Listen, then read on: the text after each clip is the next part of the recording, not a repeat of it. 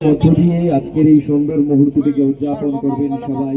কৈলাসহর পুর পরিষদের কর্মকাণ্ডের পাতায় আরো একটি কালো যুক্ত হয়েছে।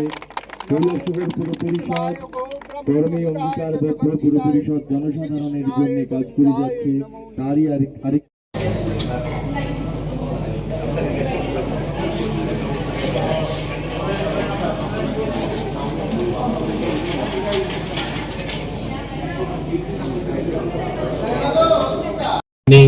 অনেক পুরনো শহর।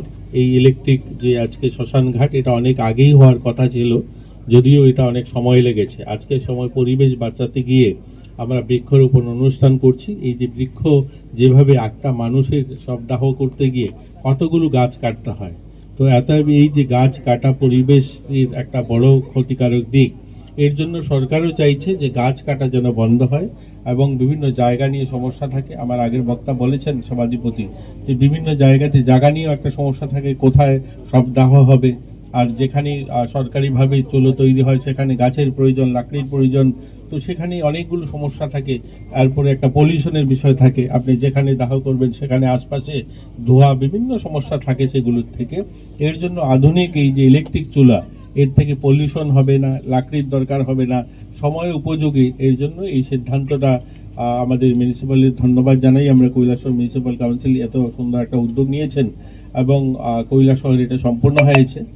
আমি অনুরোধ রাখবো, মাননীয় মহকুমা শাসক রয়েছেন, যত তাড়াতাড়ি সম্ভব তার এখানে বাউন্ডারিটা অত্যন্ত জরুরি, বাউন্ডারিটা যেন খুব শীঘ্রই হয়ে যায়।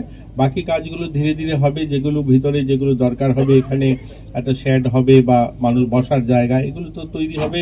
এগুলো নিরন্তর প্রক্রিয়া, উন্নত করতে হবে, কিন্তু বাউন্ডারিটা খুব শীঘ্রই যেন সম্পূর্ণ হয়ে যায়। বাউন্ডারি হওয়ার পরেই এখানে যেন শবদাহ শুরু হয়, তাহলে এখানকার এলাকা বা পরিবেশটা বা যারা ছোট ছেলে মেয়েরা যাতায়াত করে তাতে যে একটা ভয় ভীতিও থাকে, সেখান থেকেও আমরা মুক্ত হব। আমি মনে করব যে এটা খুব শীঘ্রই আপনারা করেন, সেই দিকেই আপনারা লক্ষ্য রাখবেন।